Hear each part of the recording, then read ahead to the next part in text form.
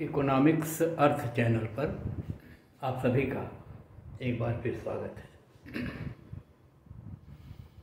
आज के इस वीडियो में हम लोग केन्स के ब्याज दर के सिद्धांत, जिसको हम लोग लिक्विडिटी प्रेफरेंस थियरी के नाम से जानते हैं, तरलता अधिमान सिद्धांत या तरलता पसंदगी सिद्धांत,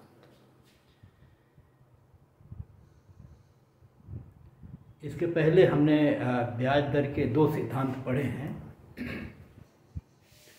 एक क्लासिकल सिद्धांत जिसे हम लोग सेविंग इन्वेस्टमेंट थियरी कहते हैं, और दूसरा लोनेबल फंड्स थियरी या उधार देय कोष सिद्धांत। उस क्रम में ये तीसरा सिद्धांत है, और एक प्रकार से पिछले दोनों सिद्धांतों में जो कुछ कमजोरियां रह गई थी उसे इसमें ठीक करने का प्रयास किया गया है। इस सिद्धांत के पृष्ठभूमि में हम जाएं तो हम देख सकते हैं कि ये सिद्धांत केन्स का है, और केन्सीय विचारधारा और क्लासिकल विचारधारा में मूलभूत अवधारणात्मक अंतर है। क्लासिकल अर्थशास्त्री वास्तविक चरों पर ज़्यादा जोर देते थे, दीर्घकाल पर जोर देते थे, पूर्ण रोजगार और पूर्ण प्रतियोगिता की स्थितियों पर जोर देते थे, और एक तरह से उनके सारे सिद्धांतों का ये सब आधारभूत विषय रहा है। उस दृष्टि से जो केन्सीय विश्लेषण है और उसी क्रम में उसका जो ब्याज दर का विश्लेषण है या ब्याज दर का जो सिद्धांत है, वो भी अपूर्ण रोजगार से संबंधित है, अल्पकालीन स्थिति से संबंधित है, और मौद्रिक चरों पर अधिक जोर देता है ये सिद्धांत। तो इस पृष्ठभूमि में हम आपको ध्यान दिला दें कि केन्स जो है ये स्वीकार करते हैं कि ब्याज दर जो है वो शुद्धतः मौद्रिक घटना है, मॉनेटरी फेनोमेनन है, और इसका निर्धारण मौद्रिक चरों के माध्यम से ही होता है। इसके पहले हमने देखा है क्लासिकल विश्लेषण में, जहाँ पर ब्याज दरों को बचत और निवेश से संबंधित किया गया था, और बचत और निवेश दोनों वास्तविक चर थे। तो इस रूप में जब हम विश्लेषण करते हैं तो केन्स की एक और जो अंतर है क्लासिकल सिद्धांत से, वो ये है कि क्लासिकल सिद्धांत में ये कहा गया था कि मुद्रा को या मुद्रा की जो मांग होती है ये निवेश के लिए होती है, उत्पादन कार्य के लिए होती है, और बाद में लोनेबल फंड्स थियरी में इसमें उपभोग की मांग को भी सम्मिलित कर लिया गया था, और यहाँ तक कि जो होर्डिंग या संचय के लिए मुद्रा नकद रखी जाती है उसको भी सम्मिलित कर लिया गया था। और यहाँ पर जो क्लासिकल दृष्टिकोण था उसमें इस रूप में मुद्रा को विनिमय के माध्यम के रूप में, मीडियम ऑफ एक्सचेंज के रूप में लिया गया था। लेकिन केन्स ने अपने सिद्धांत में मुद्रा के दूसरा जो महत्वपूर्ण कार्य है, स्टोर ऑफ वैल्यू, मूल्य का संचय वाला जो कार्य है, जिसका मतलब ये होता है कि मुद्रा के में ऐसे गुण हैं कि मुद्रा को या मुद्रा के रूप में मूल्यों को संचित किया जा सकता है। इसका अर्थ ये है कि अगर मुद्रा हमारे पास है तो हम कोई भी वस्तु या सेवा कभी भी प्राप्त कर सकते हैं उसके माध्यम से। तो इस रूप में मुद्रा का महत्व है कि मुद्रा को हम अपने पास संचित करके रखते हैं, नकद रूप में रखते हैं, या केन्स उसको दूसरी भाषा में कहते हैं लिक्विड फॉर्म में रखते हैं, तरल रूप में रखते हैं। तरलता के अर्थ से आप सभी भली भांति परिचित हैं, और मौद्रिक अर्थशास्त्र में तरलता का यही अर्थ होता है कि मुद्रा को इस रूप में अपने पास रखना कि आप जब चाहें तब बिना किसी असुविधा के उसका उपयोग कर सकें। तो जो केन्स का विश्लेषण है वो अल्पकालिक है, मौद्रिक चरों पर जोर देता है और इस बात को ध्यान में रखते हुए हम उसके ब्याज दर के इस सिद्धांत की चर्चा कर सकते हैं। सिद्धांत का नाम ही है लिक्विडिटी प्रेफरेंस थियरी, और जिसका अर्थ ये है, और जैसा केन्स कहते हैं, कि व्यक्ति मुद्रा को तरल रूप में, सरल भाषा में हम कर सकते हैं नकद रूप में रखना पसंद करता है। अर्थात वो लिक्विडिटी को प्रीफर करता है, और प्रीफर करता है तो उसके कई ऐसे सारे गुण या कार्य होंगे जिनसे व्यक्ति को अपने आवश्यकताओं को पूरा करने या अन्य वैयक्तिक वित्तीय लेन देन करने में सुविधा होती होगी। इसीलिए वो मुद्रा को अपने पास तरल रूप में रखना चाहता है। और जब तरल रूप में रखना चाहता है तो कितनी मुद्रा वो अपने पास तरल रूप में रखना चाहता है, क्यों इस मुद्रा को अपने पास तरल रूप में रखना चाहता है, इस पर या इस बात पर ध्यान देना आवश्यक है। और केन्स ने 3 कारण बताए जिसके कारण या मुद्रा को लोग अपने पास तरल रूप में रखना चाहते हैं। तो 3 कारण हैं, या वो 3 मोटिव्स हैं, 3 उद्देश्य हैं, या 3 वो प्रेरक हैं जिनके कारण लोग मुद्रा को नकद रूप में रखते हैं। और उन कारकों का अगर हम उल्लेख करें तो एक को कहते हैं ट्रांजैक्शंस मोटिव।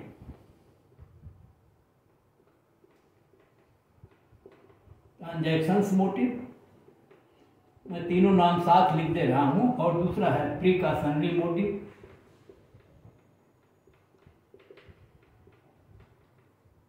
और तीसरा है स्पेकुलेटिव मोटिव।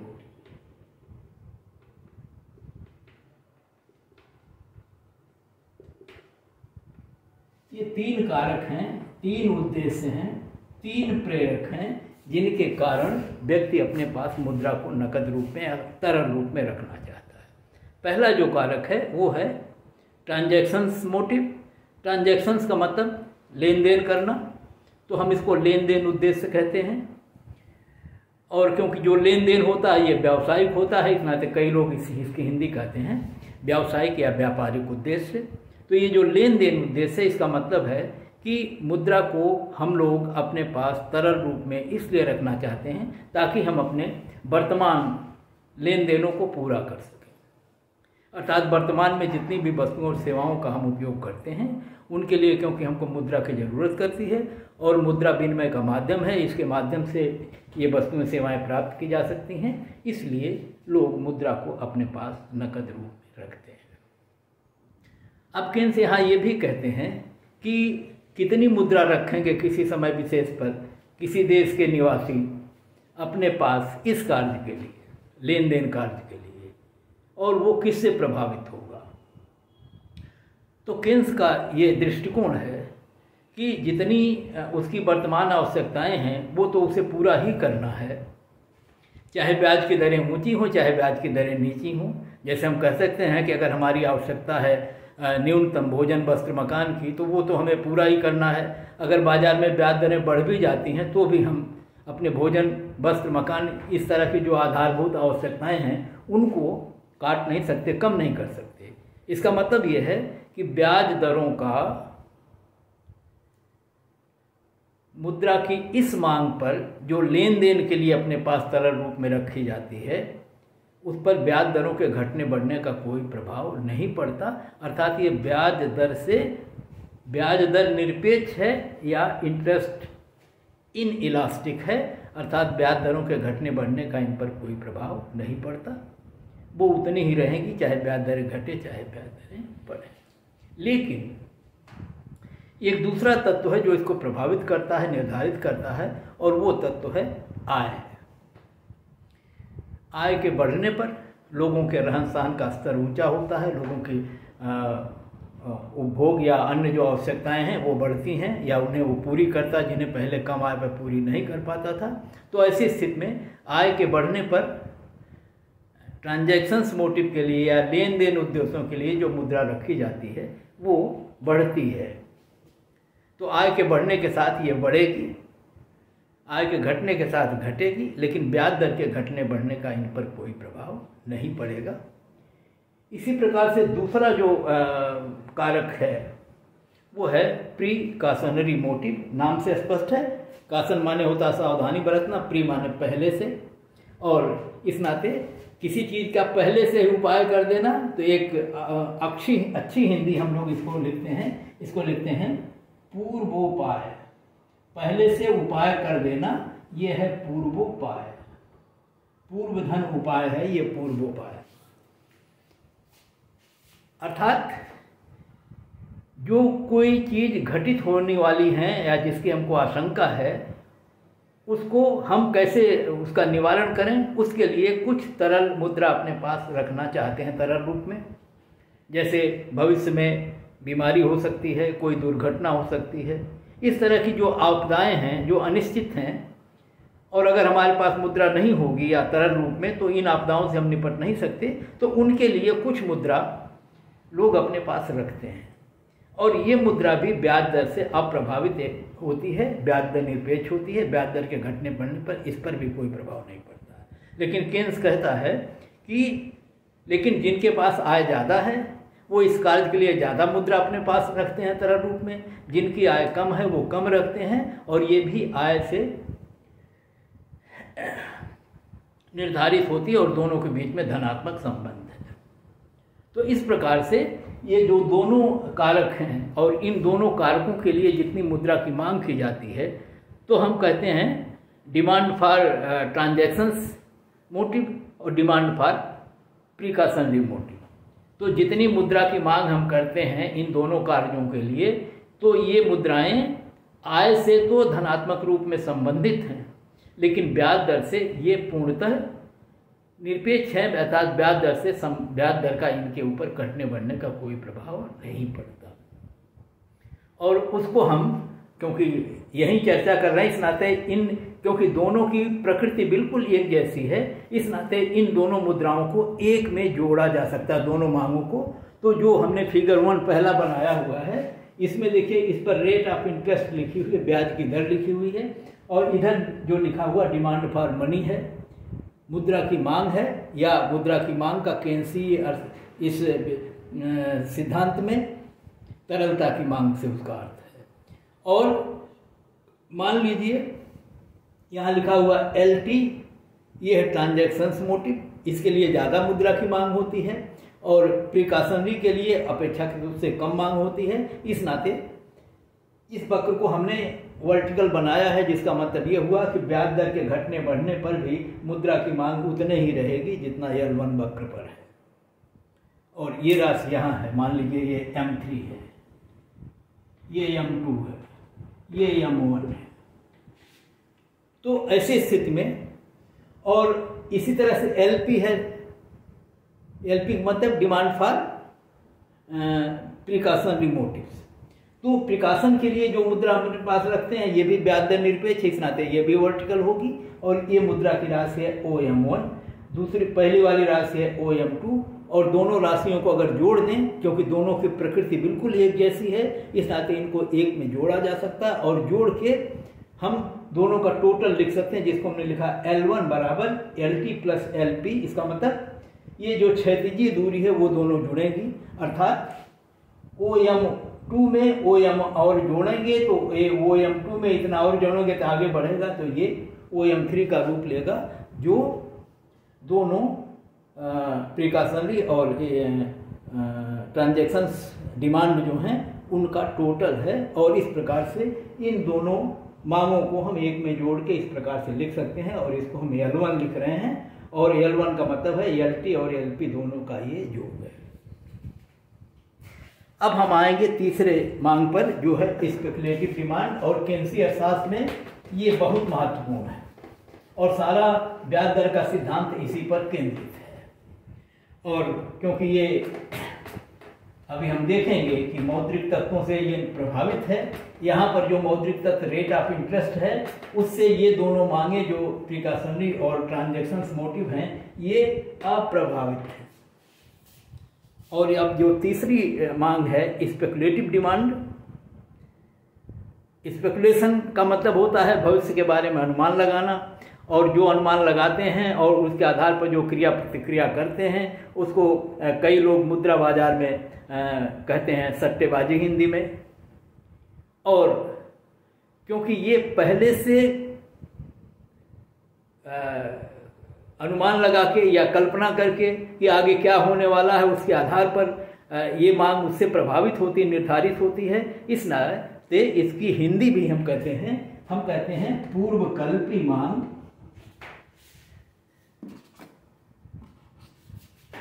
और पूर्वकल्पी मांग का मतलब ये होता है कि पहले से कल्पना कर लेना और उसके आधार पर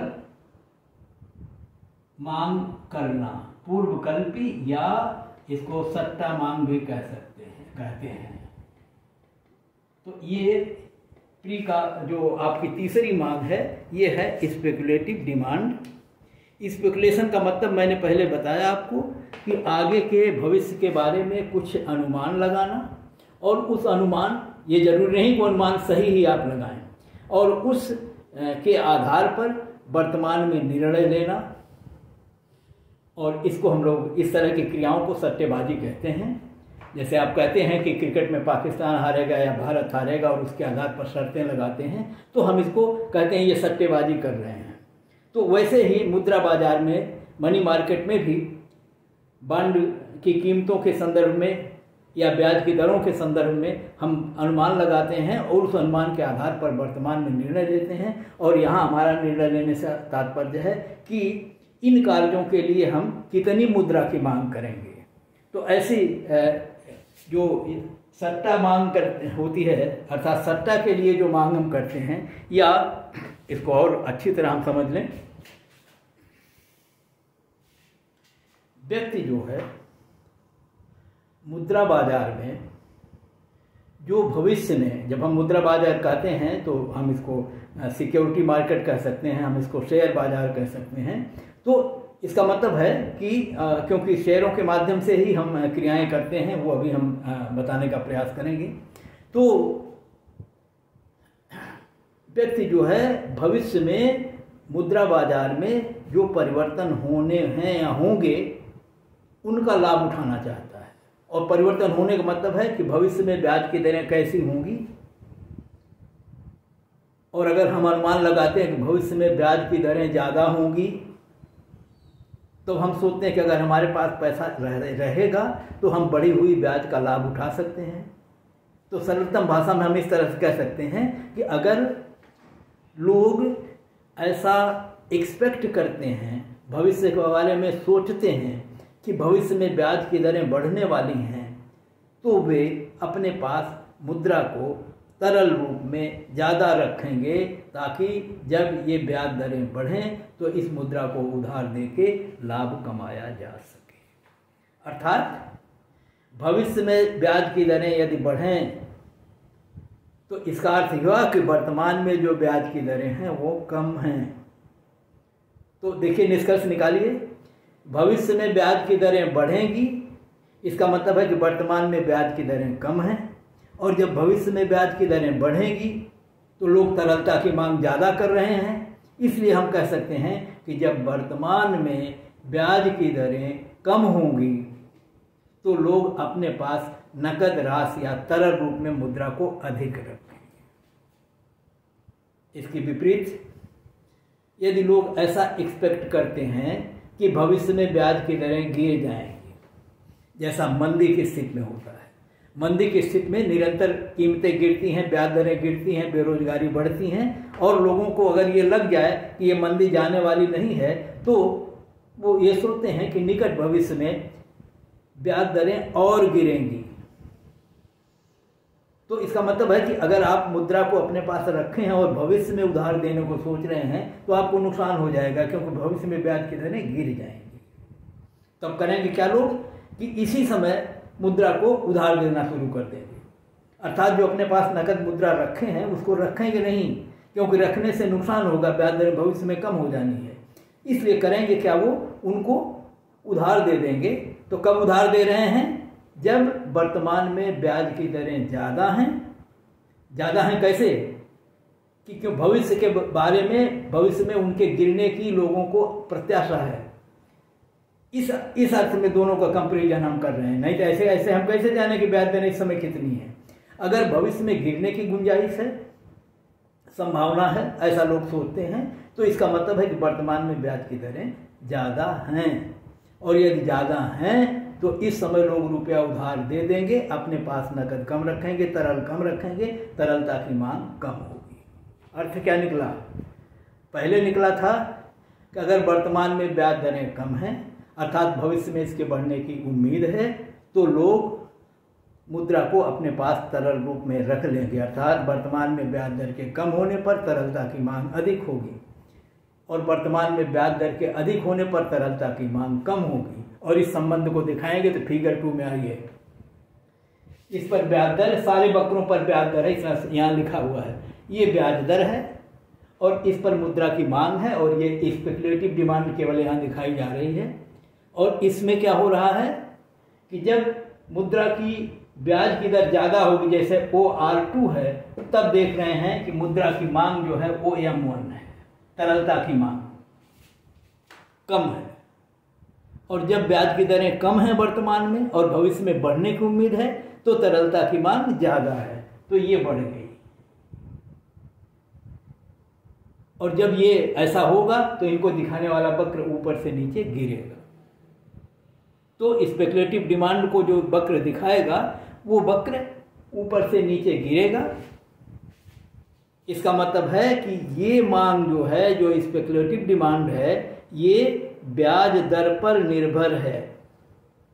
ब्याज दर के घटने बढ़ने का इस पर प्रभाव पड़ेगा, जबकि इसके पहले वाली दोनों जो मांग थी उन पर वो ब्याज दर निरपेक्ष थी, इनइलास्टिक टू इंटरेस्ट रेट थी, अर्थात वहाँ ब्याज दरों के घटने बढ़ने का उन पर कोई प्रभाव नहीं पड़ता था। ये अंतर है। तो यहाँ लिखा हुआ जो स्पेकुलेटिव डिमांड है ये फंक्शन ऑफ आर होगी, ब्याज दर के पर निर्भर होगी, और इसके पहले वाली जो दोनों हैं वो फंक्शन ऑफ वाई होगी। और ये ब्याज दर और तरलता, ये जो पूर्वकल्पी मांग के लिए या सट्टा मांग के लिए जो मुद्रा की मांग है, उनका जो संबंध है वो दोनों का निगेटिव रिलेशन होगा। ऊपर से नीचे यह वक्र दाईं ओर गिरेगा। लेकिन एक और बड़ी महत्वपूर्ण बात यह है कि जब मंदी काल में, जिसमें ये एक्सपेक्ट किया जाता है कि ब्याज दरें निरंतर गिरती जाएंगी, तो सवाल उठता कब तक गिरेंगी। उनकी कोई सीमा तो होगी, और होगी का मतलब ऐसा लोग एक्सपेक्ट करेंगे। और एक ऐसी बात जरूर होगी कि व्यक्ति ये एक्सपेक्ट करेगा कि ब्याज दरें ज़्यादा से ज़्यादा इतनी घट सकती हैं, उससे कम नहीं होंगी। जैसे अगर हम ये कल्पना करें कि ब्याज दर भविष्य में गिरेगी और 3% से नीचे नहीं जाएगी, और वर्तमान में 5% है मान लीजिए, तो 3% से नीचे नहीं जाएगी। इसका मतलब कि अगर वर्तमान में ब्याज की दरें 3% हो जाएं, तो लोग सोचेंगे कि 3% से कम तो अब हो नहीं सकती, इसलिए 3 होगी या 3 से ज़्यादा होगी। इस नाते वो कहेंगे कि अभी मुद्रा उधार नहीं देंगे, क्योंकि अब इससे नीचे तो जाएगी नहीं, और अगर इससे ऊपर जाती है तो मुद्रा अपने पास रहेगी, तो ब्याज दरों का लाभ कमाया जा सकता है। इसलिए एक न्यूनतम ब्याज दर, जिसके बारे में लोगों को ये विश्वास है कि अब भविष्य में ब्याज दर इससे नीचे नहीं जा सकती, उस ब्याज दर पर सारी की सारी मुद्रा अपने पास वो तरल रूप में रख लेते हैं, उधार नहीं देते हैं। और इसलिए इस ब्याज दर पर जो हमारा सट्टा मांग का वक्र है वो ऊपर से नीचे गिरता हुआ न होकर आधार के बिल्कुल समानांतर या क्षैतिजीय हो जाता है। अर्थात इस ब्याज दर पर संपूर्ण मुद्रा तरल रूप में लोग अपने पास रख देंगे और वर्तमान में उधार देना बंद कर देंगे। ये सैद्धांतिक है। और ऐसी विरल स्थितियां जब कभी इस तरह की भीषण मंदी आए तो केन्स कहता है इस तरह की स्थिति संभव है, अर्थात ये वक्र क्षैतिजीय हो जाएगा। तो इस तरह से ये जो वक्र है पहले ऊपर से नीचे गिरेगा और एक न्यूनतम ब्याज दर, ये RM लिखा हुआ, इसका मतलब है मिनिमम रेट ऑफ इंटरेस्ट, जिसके बारे में लोगों को ये एक्सपेक्टेशन है, अनुमान है, ऐसा लोग सोचते हैं कि ब्याज दरें भविष्य में इससे नीचे नहीं जा सकती। इस पर ये वक्र जो है वो क्षैतिजीय हो जाएगा। तो स्पेकुलेटिव डिमांड का वक्र ऊपर से नीचे गिरता हुआ होगा और एक बिंदु के बाद ये क्षैतिजीय हो जाएगा। ये हमने इस वक्र को सरलतम रूप में आपको समझा दिया। वास्तव में मुद्रा बाजार में जो उधार लेने की प्रक्रिया या क्रियाएं होती हैं वो बॉन्ड पेपर्स, बॉन्ड्स और इक्विटीज के खरीदारी और बिक्री के माध्यम से होती है। बॉन्ड पेपर का मतलब हमने किसी को उधार दिया है, किसी कंपनी के हमने शेयर खरीदे हैं, उनके बॉन्ड हमारे पास हैं, अर्थात वो हमने उधार दे दिया और हमारे पास बॉन्ड हैं। तो इस प्रकार से जिन जिन लोगों ने भी उधार दिया है उनके पास किसी न किसी कंपनी के बॉन्ड हैं और बॉन्ड पर ये लिखा हुआ है, बॉन्ड पर कि ये इतने का बॉन्ड है, इस पर ब्याज की दर इतनी प्रतिशत है और जब भी आप उसको भुनाना चाहेंगे तो भविष्य में उसी ब्याज दर पर वो आपको कैश, कंपनी बॉन्ड आप बेच देंगे और कंपनी आपको पैसा दे देगी। दूसरा रूप हो सकता है कि बॉन्ड कोई दूसरा व्यक्ति खरीद ले और फिर वो कंपनी से आगे पीछे जब उसको लगे लाभ है तो उनकी बिक्री करे, उनको बेचे। तो इस तरह से बाजार में लोग बॉन्ड खरीदते हैं और लोग बॉन्ड बेचते हैं। बॉन्ड खरीदने का मतलब ये हुआ, किसी कंपनी का बॉन्ड हम खरीदते हैं तो इसका मतलब है कि हम अपनी मुद्रा उसको दे देते हैं और बॉन्ड हम ले लेते हैं, तो हमारे पास नकदी या तरलता कम हो जाती है। और जब हम बॉन्ड बेचते हैं, जैसे बॉन्ड किसी कंपनी का हमारे पास है और हमको लगता है कि बॉन्ड को बेच दें हमें फ़ायदा होगा, अभी वो भी हम आपको बता देंगे, वैसी स्थिति में बॉन्ड लोग बेचते हैं तो उनको बॉन्ड के बदले में पैसा मिल जाता है, अर्थात तरलता की वृद्धि हो जाती है, उनके पास या तरलता की मांग बढ़ जाती है। तो इस प्रकार से बॉन्डों की बिक्री और क्रय विक्रय के माध्यम से होता है। अब सवाल उठता है कि बॉन्ड कब लोग बेचते हैं, कब खरीदते हैं। तो बॉन्ड बेचेंगे तो देखते हैं कि बॉन्ड का मूल्य, क्योंकि बाजार में बॉन्ड के मूल्य घटते बढ़ते रहते हैं, कंपनी के या जिनके शेयर्स या जिनके वो बॉन्ड हैं उनकी लाभदायकता के बारे में लोग अपना अनुमान लगाते हैं, वर्तमान ब्याज दरों को देखते हैं। और अगर हम ये भी मान लें कि जैसा अनुमान हमने लिखा है, या अनुमान क्या लगाना है, जो बॉन्ड पेपर पर ब्याज की दर लिखी है वो आपको मिलेगी। और देखना आपको क्या है कि वर्तमान में ब्याज दरों में क्या परिवर्तन हो रहे हैं, आप उससे तुलना करोगे। मान लीजिए बॉन्ड पर ब्याज की दर है 10% और बाजार में ब्याज की दर हो गई 15%। अब आपको लगेगा कि ये तो हमारा घाटा हो गया, क्योंकि पैसा तो हमने, बॉन्ड हमारे पास है, पैसा है नहीं, और बॉन्ड पर 10% मिलता और अगर पैसा होता तो बाजार में 15% मिलता। तो इसका मतलब ये हुआ कि जब वर्तमान में ब्याज की दरें बढ़ती हैं, या आप इसको ऐसे कहते हैं कि जब भविष्य में ब्याज की दरें गिरने की आशंका लोगों को होती है, लोग ऐसा सोचते हैं कि भविष्य में ब्याज की दरें गिर जाएंगी, और जब भविष्य में ब्याज की दरें गिर जाएंगी तो ब्याज दरों और बॉन्ड के मूल्य में उल्टा संबंध होता है, विपरीत संबंध होता है। यहाँ इतना समय नहीं है, इस नाते किसी दूसरे वीडियो में उसको डिटेल समझा देंगे। तो इसका अर्थ होता है कि जब भविष्य में ब्याज की दरें गिर जाएंगी तो भविष्य में बॉन्ड के मूल्य बढ़ जाएंगे। इसका मतलब है कि अगर आप बॉन्ड को भविष्य में बेचें तो आपको फायदा होगा। तो बॉन्ड भविष्य में बेचेंगे तो फायदा होगा, जब बॉन्ड अपने पास रहेगा तब न फायदा होगा। इसका मतलब कि लोग वर्तमान में बॉन्ड को खरीदना चाहेंगे, और बॉन्ड को खरीदने का मतलब हुआ कि आपके पास तरलता की मांग कम हो जाएगी। क्योंकि तरल मुद्रा आप दे देंगे और बॉन्ड खरीद लेंगे तो तरलता की मांग कम हो जाएगी। जरा देखिए, वर्तमान में ब्याज की दरें ज़्यादा हैं, इसका मतलब भविष्य में उनके गिरने की संभावना है, और जब भविष्य में वो गिरेंगी तो इसका मतलब भविष्य में बॉन्ड के मूल्य बढ़ जाएंगे, और जब भविष्य में बॉन्ड के मूल्य बढ़ेंगे तो उन्हें फायदा होगा जिनके पास ये बॉन्ड रहेगा। इसलिए लोग वर्तमान में बॉन्ड को खरीदना शुरू करेंगे और तरलता की मांग जो है वो घटने लगेगी।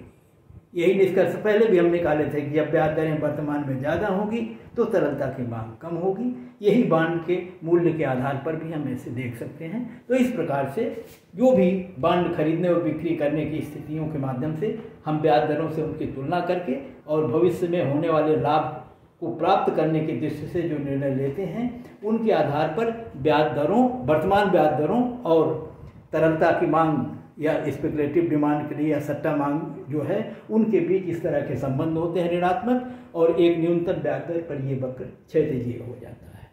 अब आइए थोड़ा जल्दी करेंगे क्योंकि ये पूरा हो जाए इस वीडियो में। अब मांग जो है, इन तीनों की मांग का टोटल जो होता है वो तरलता की कुल मांग होती है, और जब हम इनको जोड़ेंगे तो एक वक्र ये है देखिए, और एक ये है, इन्हीं दोनों को जोड़ना है। ये दोनों पहले वाले मांगों का टोटल है, और ये जो है सट्टा मांग है, और ये इसको L1 हमने यहाँ लिखा है, ऐसे लिख दिया है इस राशि को, ये L1 मान लीजिए है। इसे तुलना न करिएगा, बिल्कुल एग्जैक्ट वही है। हम इस चित्र में कह रहे हैं कि मुद्रा की मांग जो है L1 इतनी है, और जो LS वक्र है वो ये है, और दोनों को जोड़ेंगे तो क्षैतिजीय दूरियां जुड़ती हैं। देखिए ऐसे यहाँ तक ये है L1 और यहीं तक है LS, और दोनों जोड़ेंगे तो इसका दुगना हो जाएगा। इसी तरह से हर बिंदु पर इसको जोड़ेंगे तो जो वक्र हमको मिलेगा वो इस तरह से मिलेगा। और ये जो क्षैतिजीय दूरी है यहाँ पर, इसमें इस बिंदु से जहाँ से ये वक्र आगे मुड़ा है वहीं से इतनी दूरी उसमें और सम्मिलित हो जाएगी, तो जो जुड़ के आएगा वो यहाँ आएगा। और ये जो LP वक्र है, डिमांड लिक्विडिटी प्रेफरेंस का वक्र है, जिसमें हमने इन तीनों मांगों को जोड़ा है 1, 2, 3, और इस प्रकार से ये ऊपर का जो मांग वक्र है LP, वो इन दोनों का योग इस तरह से होगा, और इस बिंदु के बाद ये क्षैतिजीय होगा। जिस बिंदु से आगे ये क्षैतिजीय हो जाता है, इस हिस्से को केन्स ने लिक्विडिटी ट्रैप कहा, तरलता जाल कहा। तो ये हो गया। अब आ जाते हैं इस वक्र में। अब दूसरे पक्ष पर आइए। दूसरा पक्ष है मुद्रा की पूर्ति। केन्स का विश्लेषण अल्पकालिक है, और इस नाते केन्स ने कहा कि अल्पकाल में मुद्रा की पूर्ति में कोई परिवर्तन नहीं होता, जितनी मुद्रा की मात्रा होती वही मुद्रा की पूर्ति होती है, और इस नाते पूर्ति को दिया हुआ माना जा सकता है, और इस नाते पूर्ति वक्र को वो ब्याज दर निरपेक्ष मानता है। ब्याज दर के घटने बढ़ने का इन पर कोई प्रभाव नहीं पड़ता है, और इस तरह से पूर्ति वक्र को यहाँ इस रूप में दिखाया गया। ध्यान रखिएगा, ये मुद्रा की पूर्ति का वक्र है, ये L1 L2 नहीं है, और इन L1 L2 और LS को जोड़ के जो वक्र तीसरा मिला वो LP वक्र है। वो वक्र ये है LP1, और ये LP1 आय के किसी एक निश्चित स्तर से संबंधित है, अर्थात आय के एक निश्चित स्तर पर मुद्रा की कुल मांग इतनी होगी। तो ये मुद्रा की पूर्ति का वक्र है वो M1, ये M1 वक्र है। लिक्विडिटी की स्थिति ये है, केन्स कहता है कि ब्याज दर वहाँ निर्धारित होगी जहाँ मुद्रा की मांग और मुद्रा की पूर्ति बराबर होगी, और दोनों का संतुलन बिंदु देखिए, ये पहले वाले वक्र पर A बिंदु पर है, और इसके द्वारा निर्धारित होगी ब्याज दर R1। तो बाजार में ब्याज की दर R1 होगी, और इस पर मुद्रा की मांग और मुद्रा की पूर्ति या तरलता की मांग और मुद्रा की पूर्ति दोनों बराबर है। अब अगर मुद्रा की पूर्ति बढ़ जाए, क्योंकि अल्पकाल में मौद्रिक अधिकारी मुद्रा की मात्रा को बढ़ा सकते हैं, घटा सकते हैं, और यदि वो मुद्रा की मात्रा को घटाएंगे तो वो बढ़ाएंगे, तो कहते हैं कि ब्याज की दरें, ये मुद्रा की मात्रा M1 से बढ़ के अगर M2 कर दी जाए तो ब्याज दर इस बिंदु से इस बिंदु पर निर्धारण होगा, और अब ब्याज दर घट जाएगी, अर्थात मुद्रा की मात्रा बढ़ने पर ब्याज दर घट जाएगी। इसी प्रकार से मुद्रा की मात्रा घटने पर ब्याज दर बढ़ जाएगी। लेकिन मुद्रा की मात्रा अगर इस बिंदु तक बढ़ा दी जाए जहां से लिक्विडिटी ट्रैप का बिंदु प्रारंभ होता है, तो वहां तक तो मुद्रा की मात्रा बढ़ाने से ब्याज दरें घटेंगी। लेकिन अगर इसके बाद भी मुद्रा की पूर्ति बढ़ाई जाती है तो ब्याज दरें नहीं घटेंगी, क्योंकि तरलता की जो मांग है वो अनंत हो जाती है। जितनी की जितनी मुद्रा पूर्ति की जाएगी बाजार में, सब का सब लोग अपने पास कैश रूप में रख लेंगे और ब्याज दर पर इसका कोई प्रभाव नहीं पड़ेगा। और इसी स्थिति को वो तरलता जाल की स्थिति कहता है कि तरलता जाल की स्थिति में अगर सरकारें मुद्रा की मात्रा को बढ़ाकर ब्याज दर को गिराने का प्रयास करें तो ये संभव नहीं है। तो ये तरलता जाल की स्थिति है। और एक और केन्स ने कहा कि इसी तरह से मुद्रा का जो मांग का वक्र है वो शिफ्ट हो सकता है, ऊपर नीचे परिवर्तित हो सकता है, और ऐसा तब होगा जब आय में वृद्धि हो जाए या कमी हो जाए। तो इसका मतलब एक वक्र आय के एक स्तर से संबंधित होगा। इस नाते हमने यहाँ लिखा है P1 P1 जो है Y1 आय के एक स्तर से संबंधित है, और अगर आय बढ़ के Y2 हो जाए तो ये वक्र शिफ्ट होकर ऊपर जाएगा और ये रूप ले लेगा LP2 का। इस तरह से यहाँ से LP2 और ये आय के Y2 स्तर से संबंधित होगा। तो इस रूप में अब जो ब्याज दर निर्धारित होगी वो दूसरे बिंदु पर पहुंच जाएगी, और दूसरा जो बिंदु है वो यहाँ पर होगा।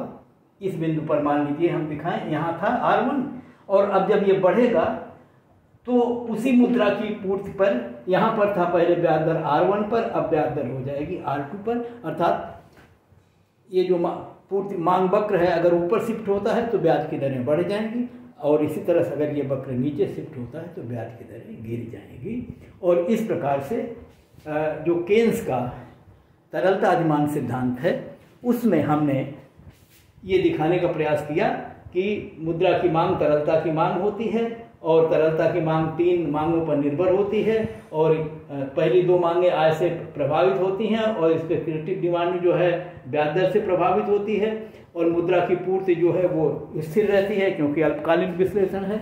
मुद्रा की मात्रा के बराबर ही वो होती है, और मुद्रा की मात्रा में परिवर्तन मौद्रिक अधिकारियों द्वारा किया जा सकता है, और उसके माध्यम से ब्याज दरों पर इसका प्रभाव पड़ेगा। मुद्रा की पूर्ति बढ़ने से घटेगी, मुद्रा की पूर्ति घटने से बढ़ेगी, और मुद्रा की पूर्ति बढ़ने से ब्याज दरें घटेंगी। इसी तरह से लिक्विडिटी प्रेफरेंस वाले कर्व में भी शिफ्टिंग हो सकती है, विवर्तन आय के घटने बढ़ने से, और तदनुरूप ब्याज दरों में आय बढ़ने पर जब वक्र ऊपर शिफ्ट होगा तो ब्याज दरें बढ़ जाएंगी, और जब आय घटने पर वक्र नीचे शिफ्ट होगा तो ब्याज दरें गिर जाएंगी। तो ये विश्लेषण अब जो वीडियो में हमारे पास समय है वो संभव नहीं है। तो अब इसकी जो आलोचनाएं हैं, या हम कह सकते हैं कि जो तीनों सिद्धांत अब तक हमने पढ़े हैं, ब्याज दर के क्लासिकल, उधार देय कोष निधि सिद्धांत और ये तरलता अधिमान सिद्धांत, इन तीनों को हम एक जगह उनकी अच्छाइयों, उनकी कमियों, उनके तुलनात्मक अध्ययन करेंगे तो सारी सबकी आलोचनाएं और सबके कंपैरिजन वहाँ संभव हो जाएंगे, क्योंकि तीनों सिद्धांतों की जो वीडियो